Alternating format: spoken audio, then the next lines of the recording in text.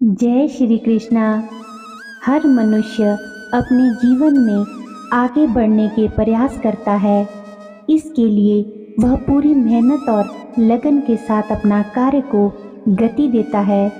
इसके बावजूद कुछ लोग जीवन भर दरिद्रता के शिकार बने रहते हैं। भरपूर मेहनत के बाद भी वे अमीर बनने के स्वप्न देखते रह जाते हैं।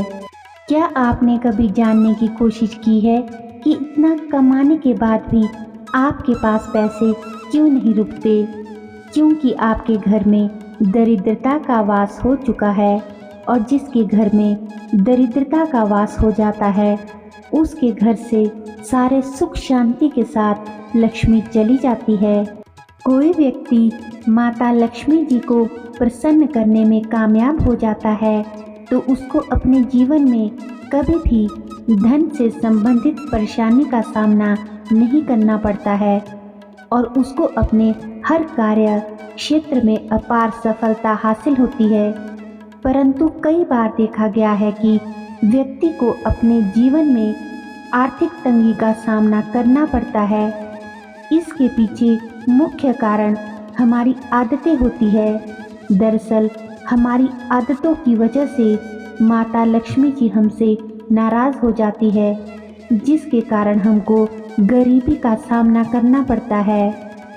अगर आप भी अपनी इन आदतों में सुधार कर लेंगे तो आपके जीवन में सब कुछ अच्छा होने लगेगा और आपके जीवन में धन का आगमन भी आरंभ हो जाएगा। घर में दरिद्रता और गरीबी क्यों आती है? इसके पीछे बहुत से कारण हैं जो मनुष्य को अज्ञानता के कारण समझ नहीं आते। वास्तुशास्त्र के अनुसार बहुत से ऐसे कार्य हैं जिनके करने से घर में हमेशा दरिद्रता का वास रहता है और मनुष्य अपनी किस्मत को कोसता रहता है। आज इस वीडियो में हम आपको बताएंगे कि घर में दरिद्रता और गरीबी क्यों प्रवेश करती है और घर में दरिद्रता प्रवेश करने के क्या कारण है। वीडियो शुरू करने से पहले आप सबसे मेरा एक छोटा सा निवेदन है कि अगर आप इस चैनल पर पहली बार आए हैं और हमारी वीडियो को पहली बार देख रहे हैं तो हमारे चैनल को सब्सक्राइब कर लें और हमारी सभी वीडियोस को ज़्यादा से ज़्यादा आगे अपने दोस्तों, अपने रिश्तेदारों के साथ शेयर कीजिए। तो चलिए जानते हैं गरीबी घर में प्रवेश करने के मुख्य कारण। पहला कारण यह है कि वास्तुशास्त्र के अनुसार यदि आपके घर का मुख्य दरवाज़ा घर के अन्य दरवाज़ों की तुलना में छोटा है तो इसे अशुभ माना जाता है। घर का मुख्य दरवाज़ा सभी दरवाज़ों से बड़ा होना चाहिए। यदि ऐसा नहीं है तो आपके घर में वास्तु दोष उत्पन्न होता है।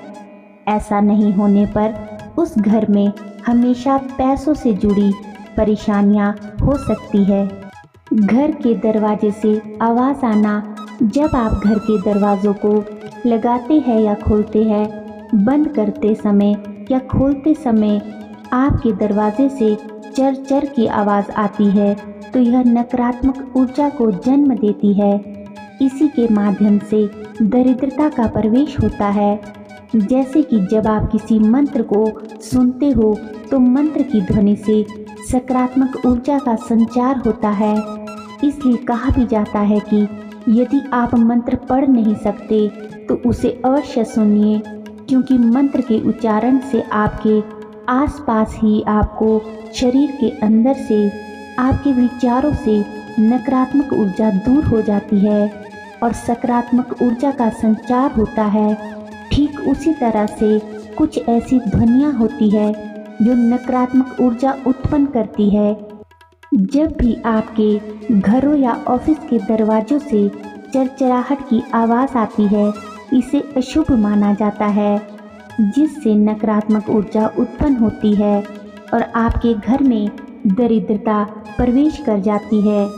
अगर आपके घर के दरवाजे से भी चरचराहट की आवाज़ आ रही है तो आप सावधान हो जाइए, और जब भी आप देखें कि ऐसी आवाज़ दरवाजे से आ रही है तो उसमें तेल अवश्य डाल दे या फिर उसमें मोबिल डाल दे, जिससे दरवाज़ा खोलने और लगाने के टाइम उससे चरचराहट की आवाज़ ना आए।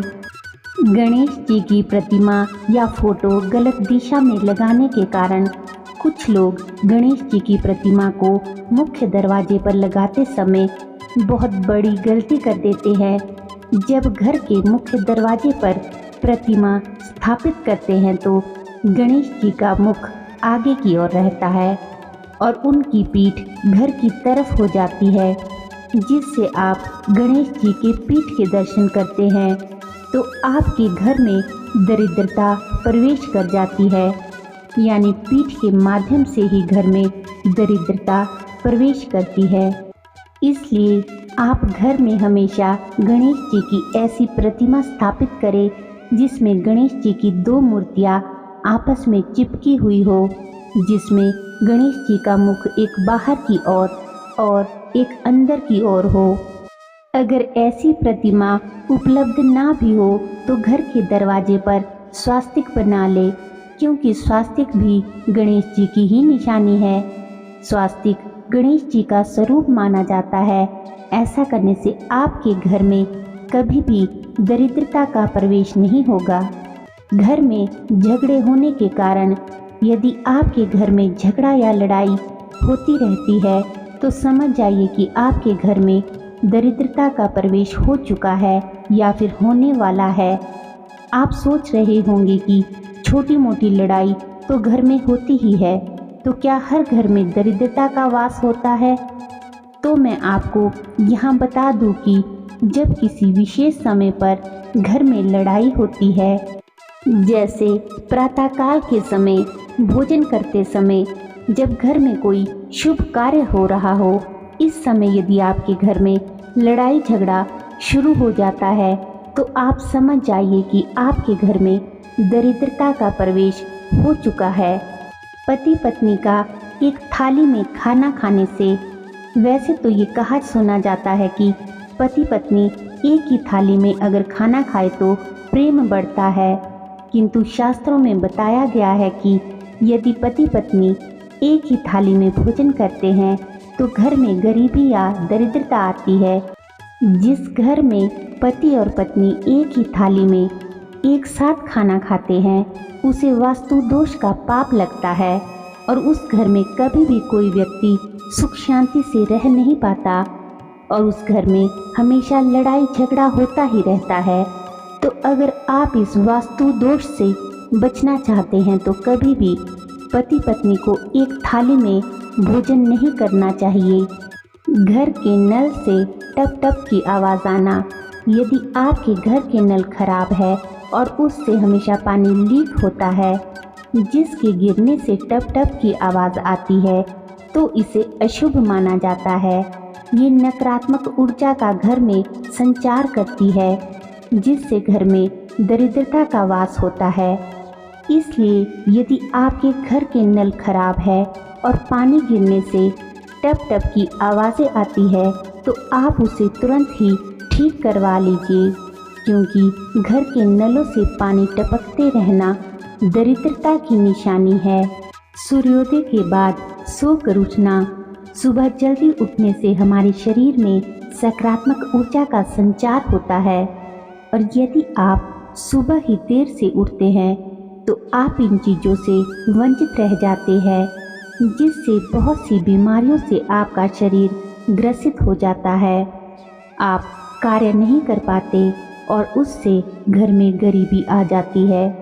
जैसे कि कहा भी गया है कि जीवन का पहला सुख निरोगी काया ही है।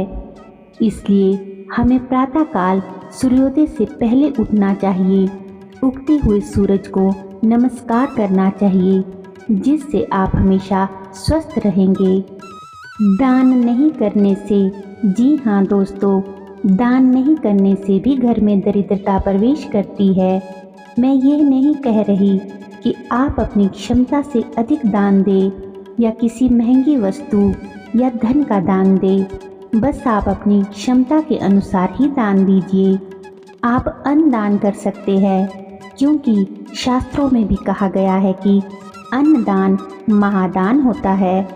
यदि आप 1 महीने तक किसी ब्राह्मण या भिखारी को अनाज का दाना दान नहीं करते हो तो इससे आपके घर में दरिद्रता प्रवेश करती है। और यदि आप किसी ब्राह्मण को भोजन कराते हैं, अन्नदान करते हैं तो आपको पुण्य की प्राप्ति होती है और आपके घर में सकारात्मक ऊर्जा का वास होता है। आपके घर में कभी भी दरिद्रता प्रवेश नहीं कर पाती। टूटे हुए बर्तनों में भोजन करने से घर में दरिद्रता और गरीबी का प्रवेश हो जाता है। यदि आप टूटे हुए बर्तनों में भोजन ग्रहण करते हैं या घर के अन्य सदस्य को टूटे हुए बर्तनों में भोजन परोसते हैं तो इसे वास्तु दोष माना जाता है। आपने बहुत से लोगों को बोलते हुए सुना भी होगा कि घरों में टूटे हुए बर्तनों का इस्तेमाल नहीं करना चाहिए। यदि आपके घर में, विशेषतः आपके रसोई घर में कोई भी टूटा हुआ बर्तन हो तो उसमें भोजन ना तो स्वयं ग्रहण करे और ना ही किसी अन्य सदस्य को भोजन कराए। घरों में पूजा पाठ ना करने से दरिद्रता का वास होता है।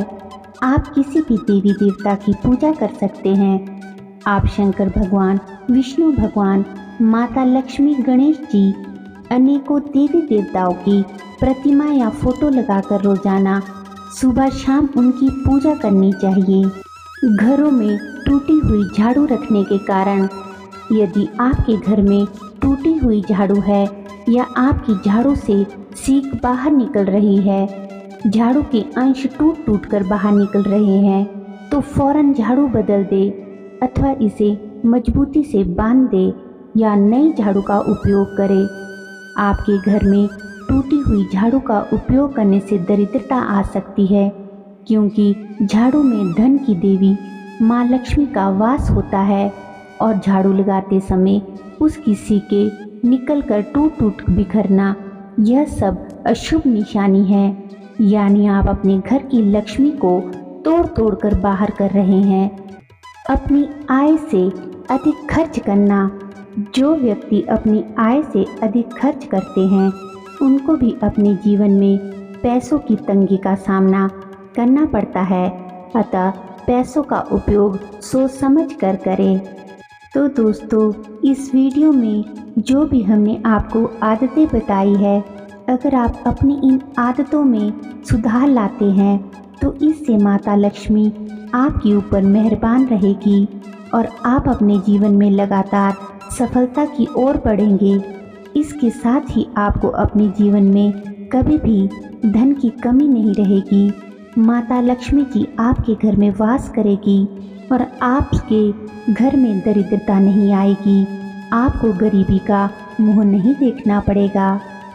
धन्यवाद। जय श्री कृष्णा।